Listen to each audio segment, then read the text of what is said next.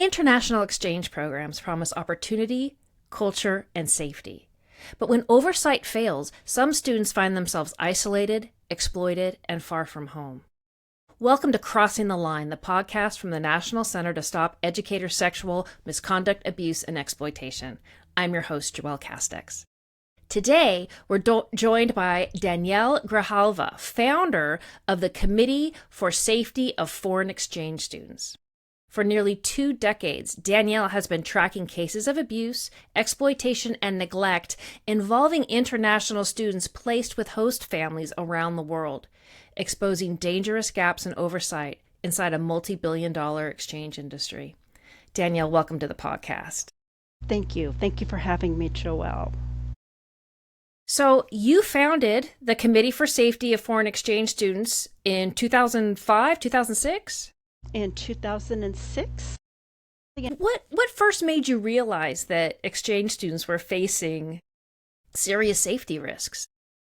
Well, it stemmed from my time working as a local coordinator with what was called the Center for Cultural Interchange, today known as Greenheart Exchange, and I happened to be a local coordinator, and it was my regional coordinator that needed to find 2 homes for 2 boys that were accused of downloading porn on their host father's computer.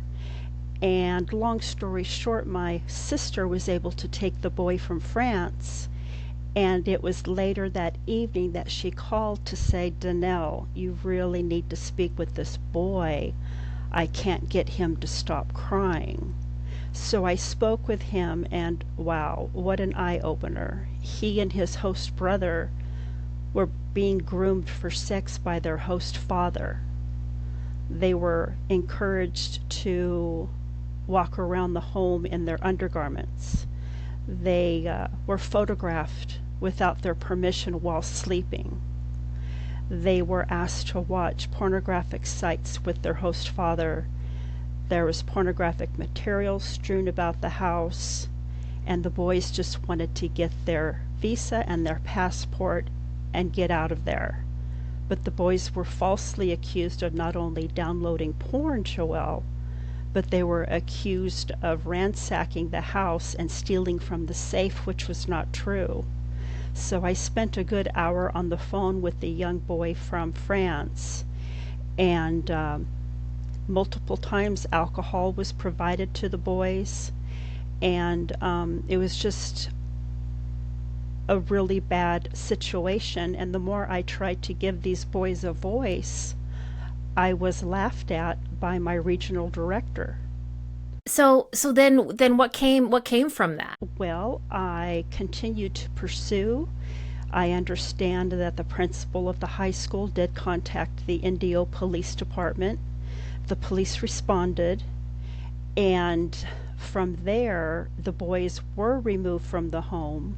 The boy from France went with my sister, and the boy from Germany went to a family in Texas. But the more I tried to bring awareness to the situation, just as a full-time mom from my home in Oceanside, I was met with, "Well, who are you, and where are you calling from?"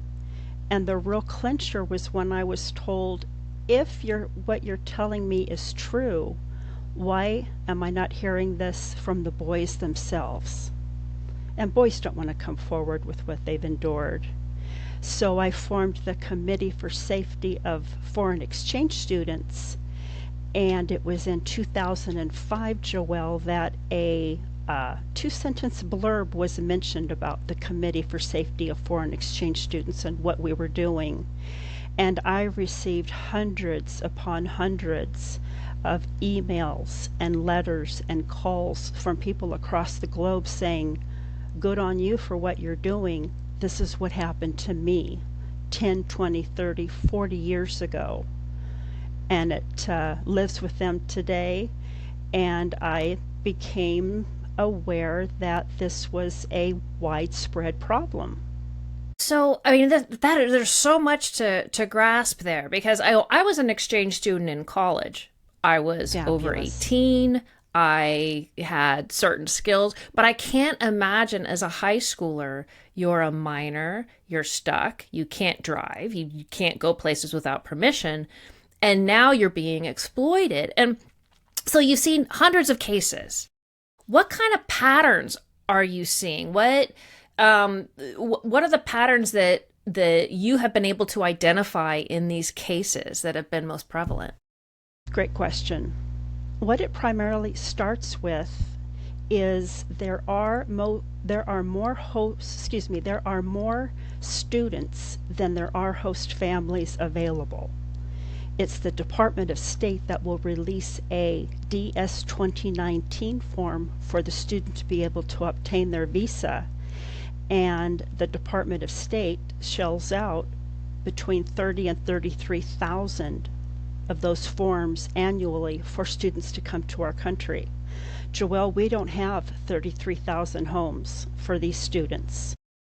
And given the fact that the local coordinators get paid a stipend with bonus points and bonus incentives for placing X amount of students, I believe some have gotten greedy, accepting more students that can be properly supervised. So this is why up to even a dozen have been found residing in their area representative's basement, sleeping on pool tables in a garage, sleeping in sleeping bags. And then there's the language barrier.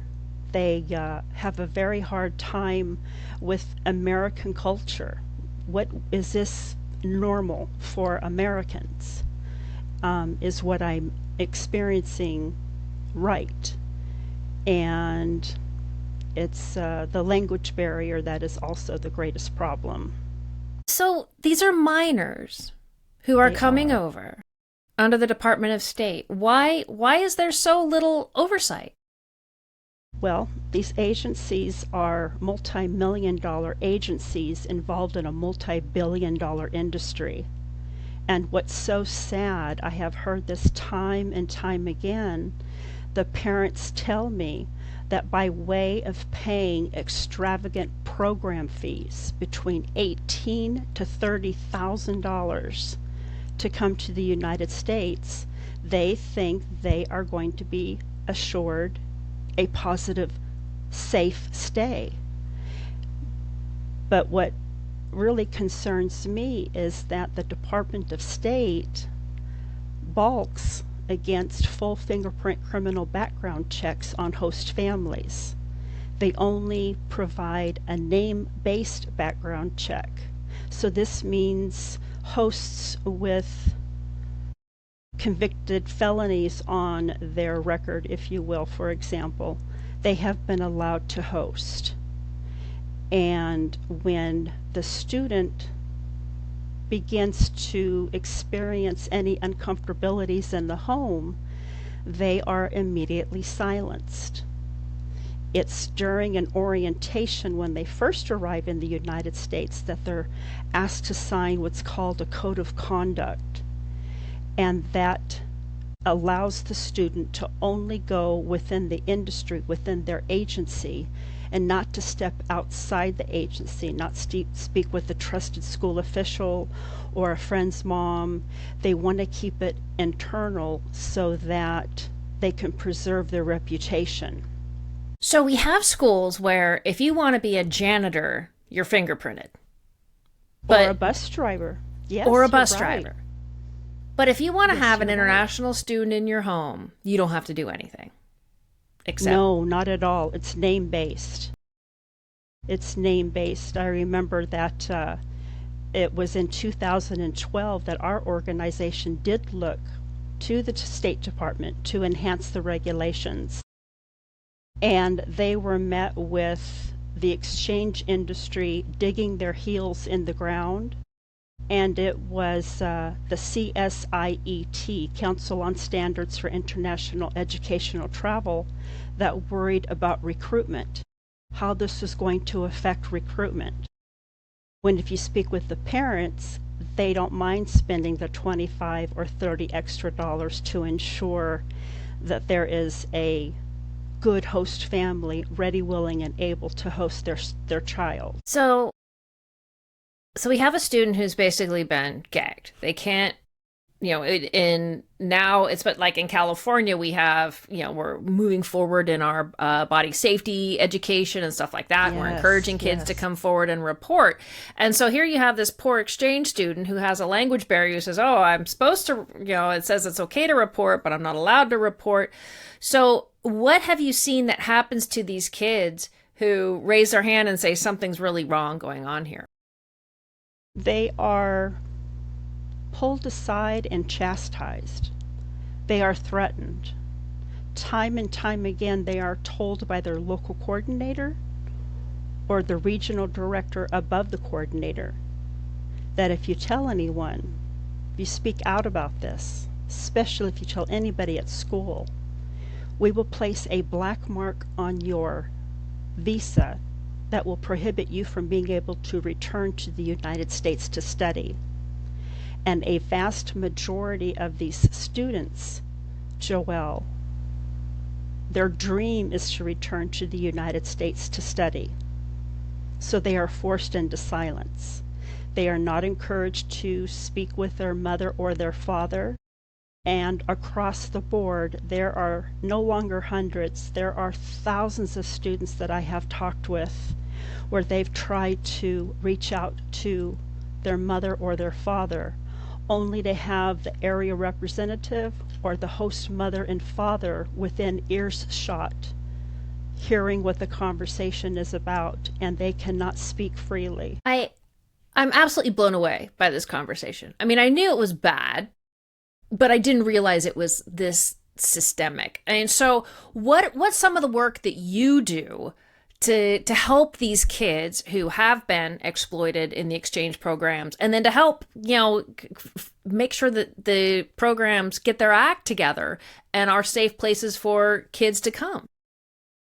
Well, we immediately want to speak with their parent. We get on the phone with the parent of the student. We let them know that we can understand them. Often they're a little hesitant with their command of the English language.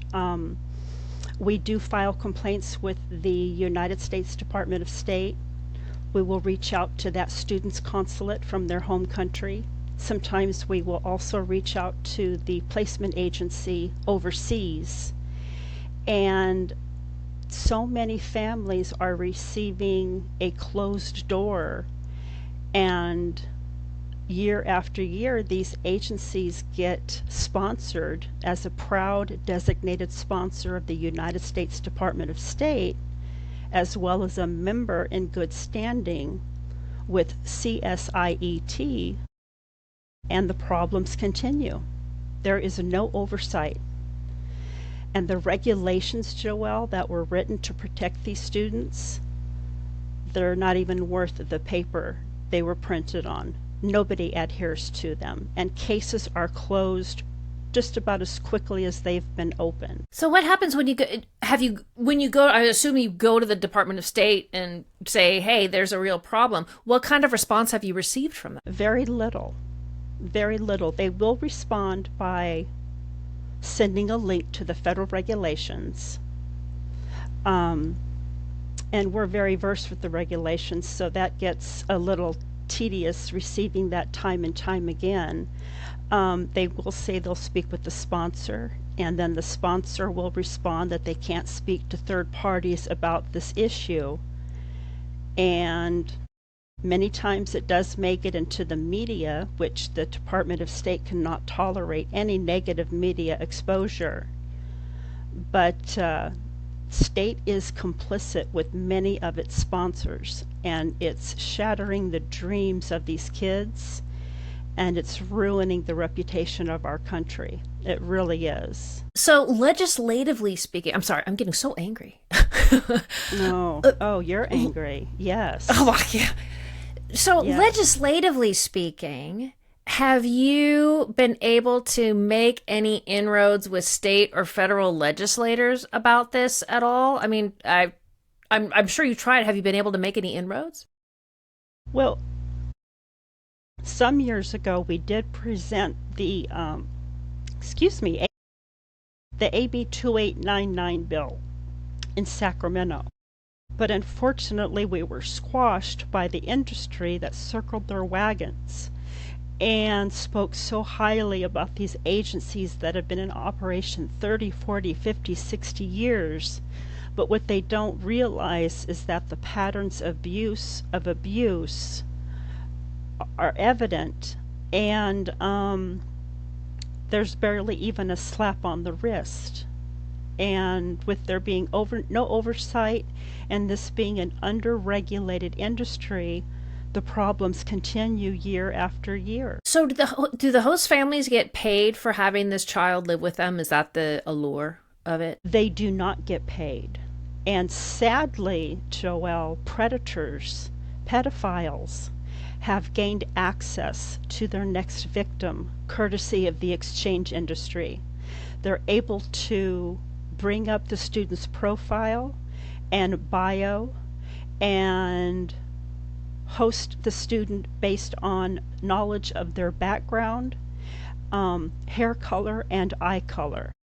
I remember one time when I was an area representative, my director called me very late at night, and she had this fantastic idea.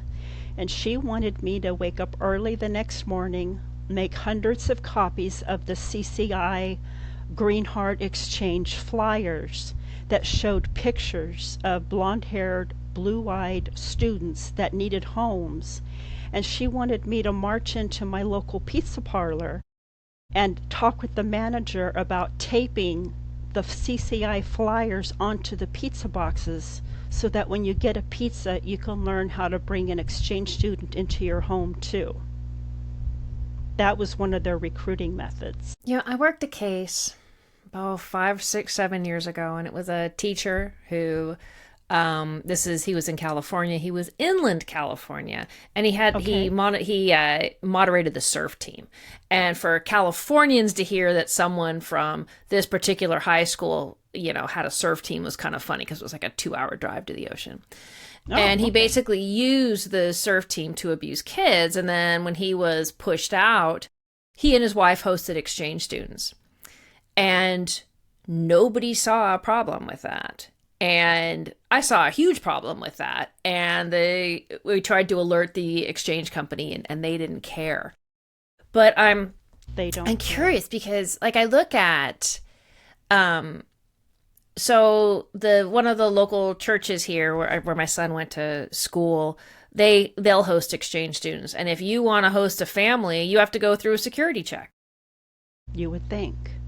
Well, and you do, because I thought about it, and I'm like, sure. I was just curious to see what would, the issue, how to get a kid. We didn't have enough space in our house anyway. I'm like, oh, good, fingerprinting and all this other stuff.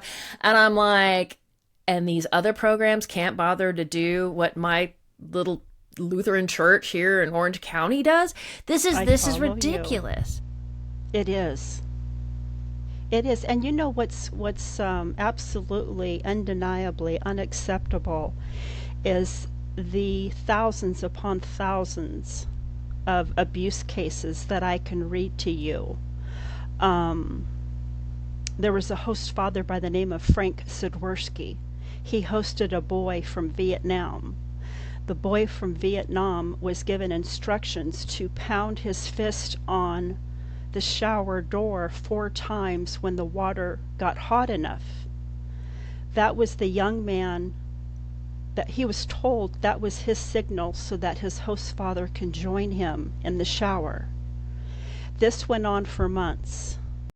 After the shower, there was a massage that ensued, and it was the next day that the boy, during one of his sexual education classes, pulled his teacher aside and said, "Hey, I need to let you know what's going on in the home." And he asked, "Is this typical American behavior?" And they're frightened to speak out because they are so scared about being sent home in shame. And they spend between $18,000 to $30,000, if not more, to come to the United States. And the placement agency that's responsible is still an active and fully registered a participant with the United States Department of State, and they are proud members in good standing with CSIET. So tell me a little more about this CSIET. What do you have to do to be a member in good standing? Just fill out a form and pay your fee?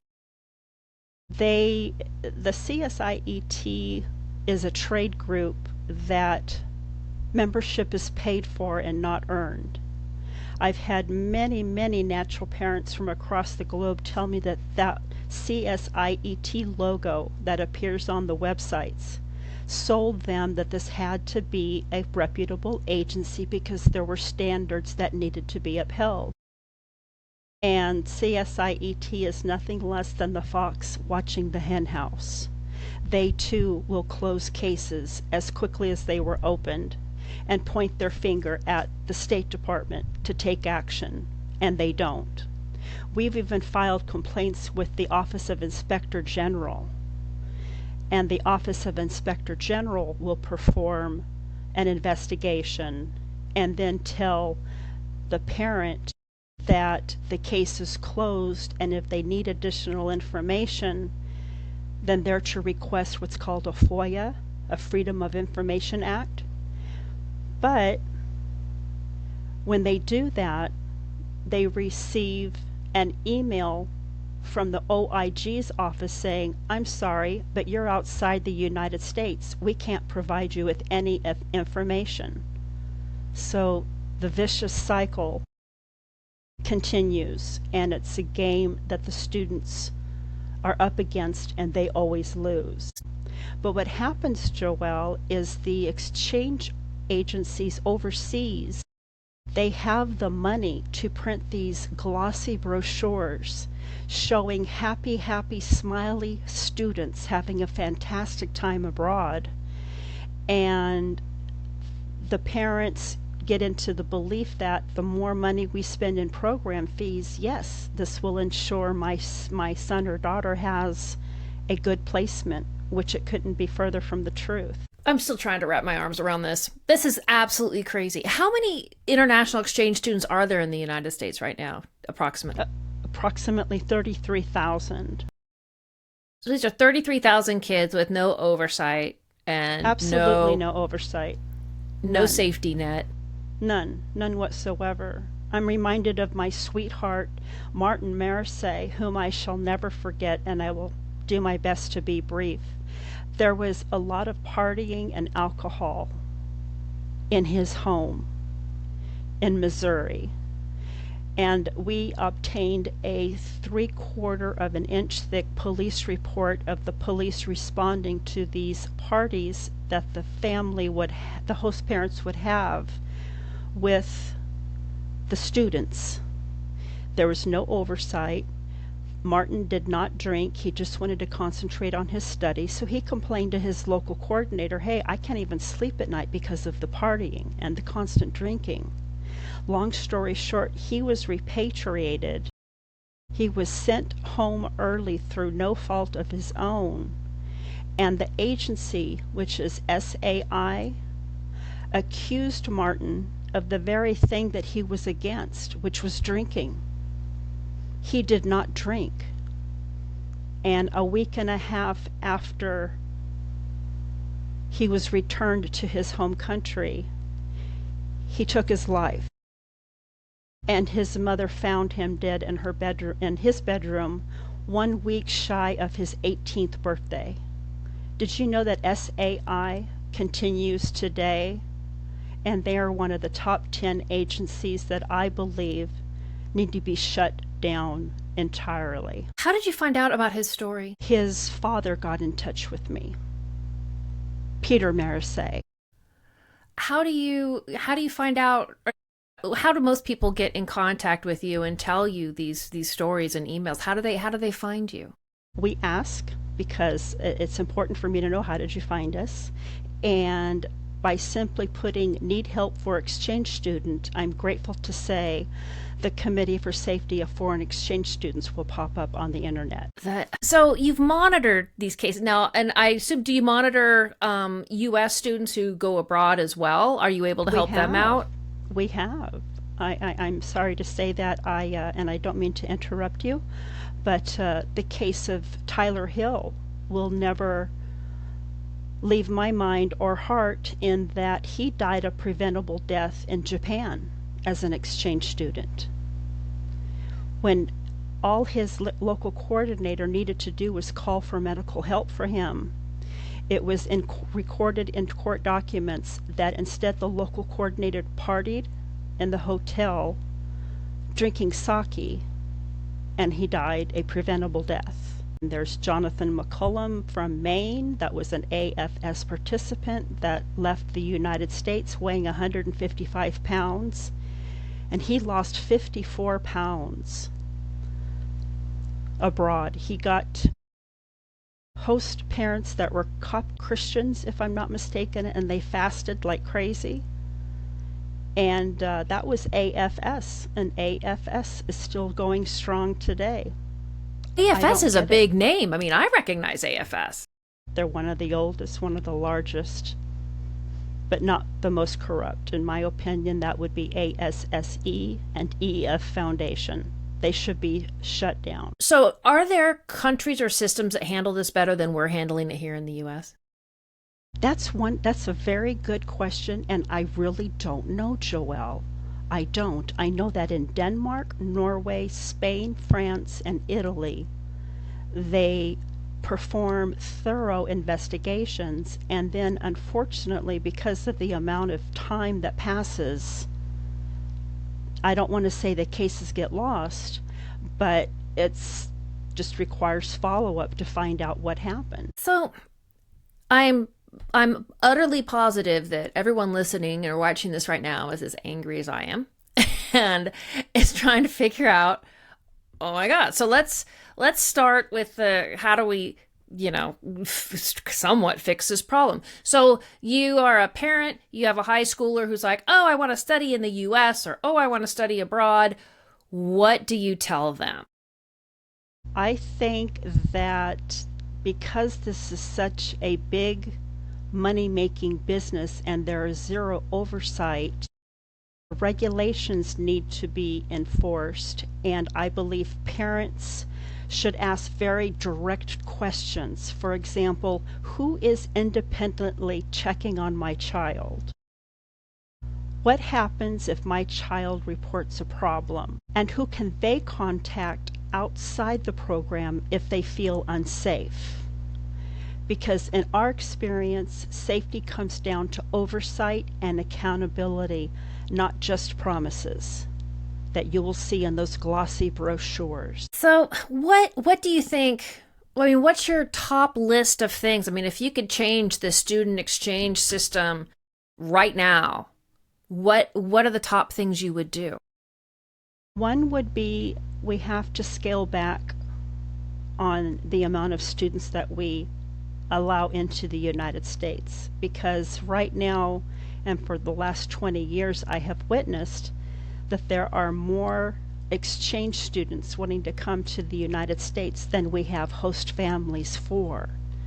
But it's because of that point system and the bonus incentives that the area representatives receive. It becomes like a pyramid scheme, if you will, that the more students you can commit, the more money you will make. So that's why it's not at all uncommon for up to a dozen exchange students to be residing in their local coordinator's basement. And the one thing these students must not ask is, when am I going to get a host family?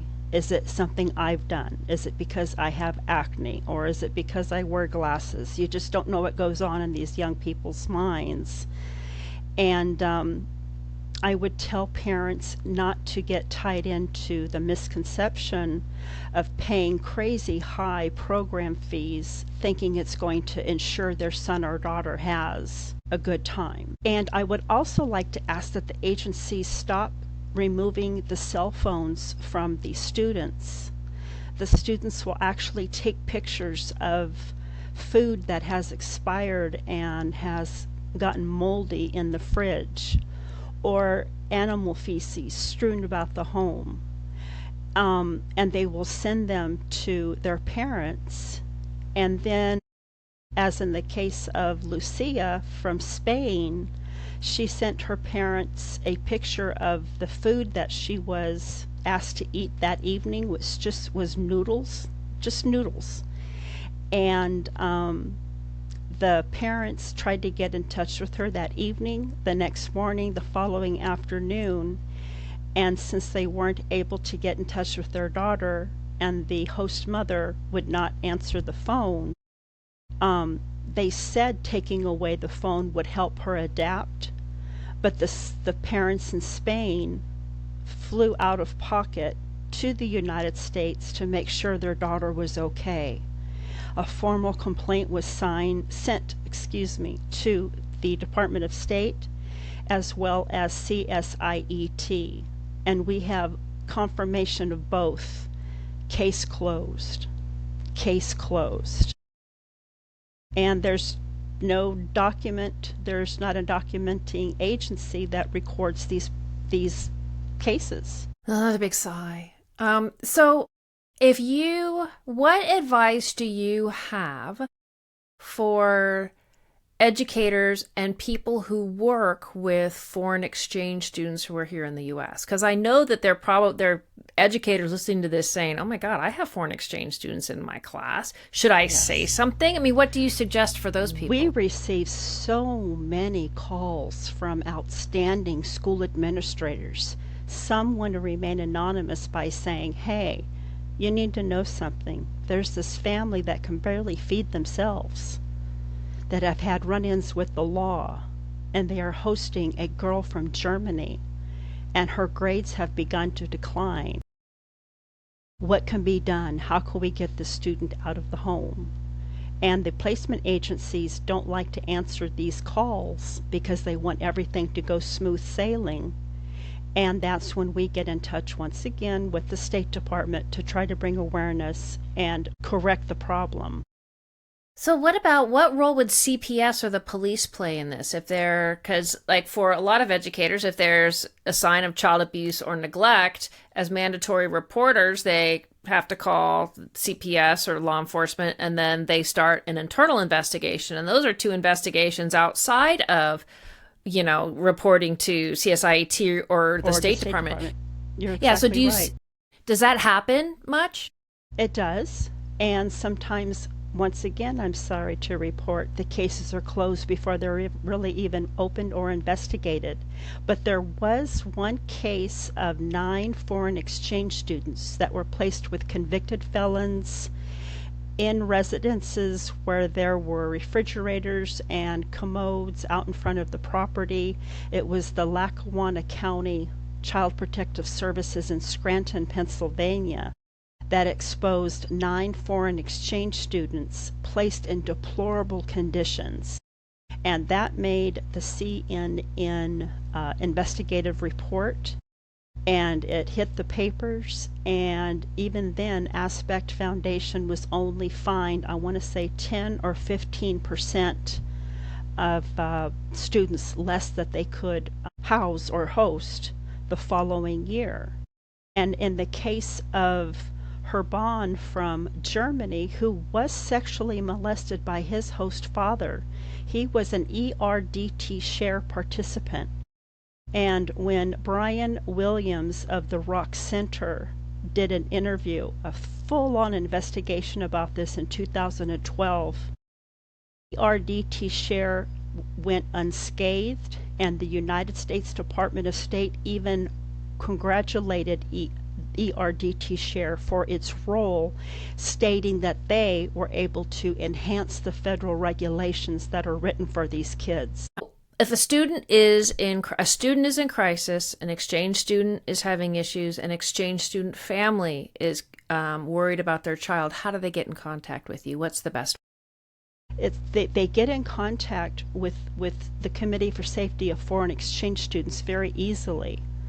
But sometimes by the time they reach us, I'm not ever going to say it's too late, but parents are very smart. They know their children. They know by either the way they smile or don't smile or way the questions are answered, they know something is up. and I want them to believe their student. Even ask them a code word if they have to establish a code word, or tell the student to cough or sniff into the phone if they're being monitored, because they are. The area representatives will sit right there with them and make sure they speak in English and make sure they're telling the parents back home that everything is fine when it is not. Do you have a safety list for parents who are considering sending their kids abroad?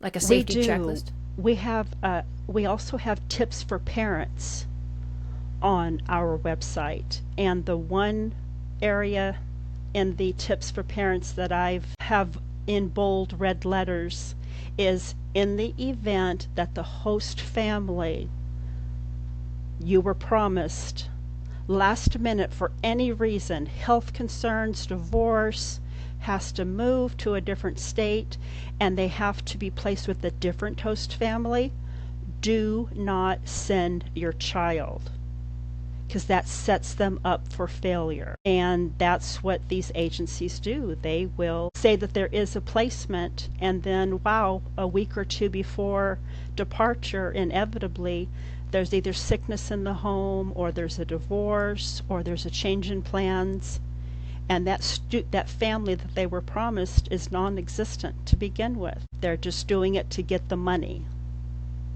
to rake in those program fees. And if, as evidenced by their 990 tax records, they are multi-million-dollar agencies that are allowed to spend hundreds of thousands of dollars on those glossy brochures that reel in the parent and reel in the student.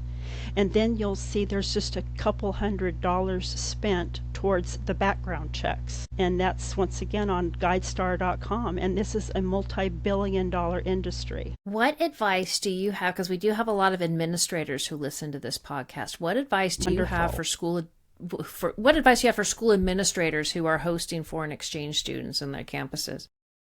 Trust your instincts. That boy from Japan that came with a 4.2 GPA that's all of a sudden showing up to class tired, maybe has acne on his or her face, grades are declining.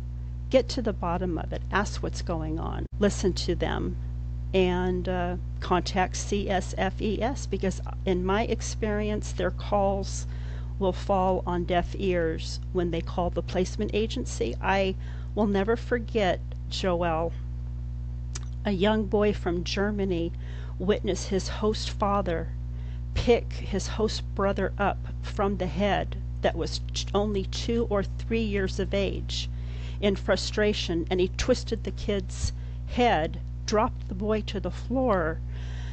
The exchange student went to school the next morning and reported it to his counselor. And within 2.5 hours, his local coordinator showed up at the school, demanded that he empty out his locker, and he had a plane waiting for him back to Germany 3 hours later. How dared he speak against his host family like that? And these kids are not dumb.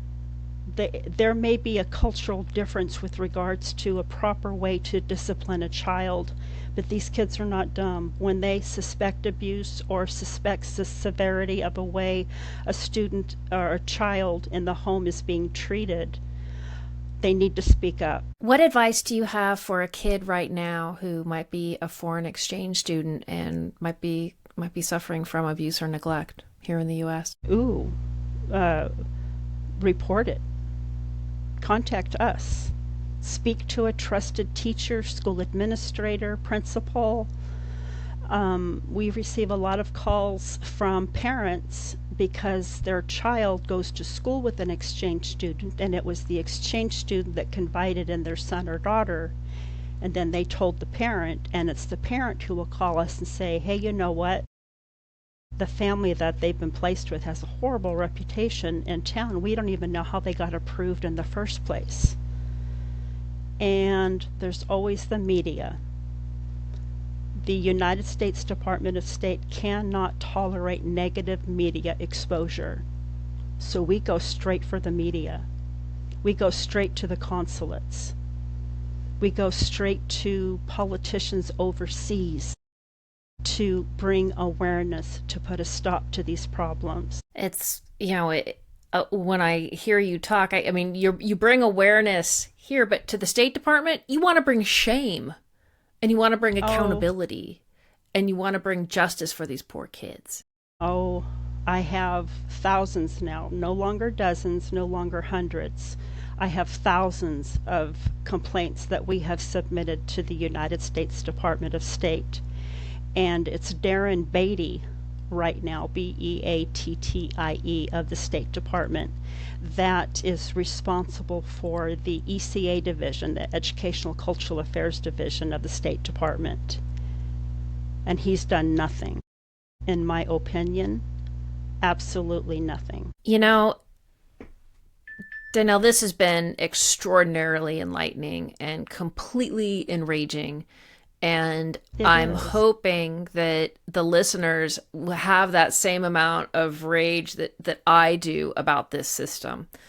So if people want to get in contact with you, they do it through your website, please. Committee for Safety of Foreign Exchange Students. You got it. Okay. Yes. And if they email, will that go straight to you or your volunteer team of Both. Advocates? Great. Both. You know what I'm really thankful for too, if I may say, Joelle? In Norway, Italy, Thailand, Taiwan, China, you get the idea. Denmark and Norway, if I haven't said that. Former victims have gone on to translate the CSFES website in their own language for the people of their country to be aware this is what can happen. And they do this to bring awareness, and I can't thank them enough because awareness is what it's all about. Definitely. Danielle Grijalva from the Committee for Safety of Foreign Exchange Students, I want to say thank you so much for coming on the podcast today. And if you want to get in contact with Danielle, you can do that through her website. If you enjoyed or were as enraged about the content that we had today as I was, please feel free to share this podcast. A 5-star rating on Apple Podcasts will also increase our reach. Thank you so much for listening to the Crossing the Line podcast from the National Center to Stop Educator Sexual Misconduct. And Danielle, thank you. Thank you so much. Thank you, Joelle.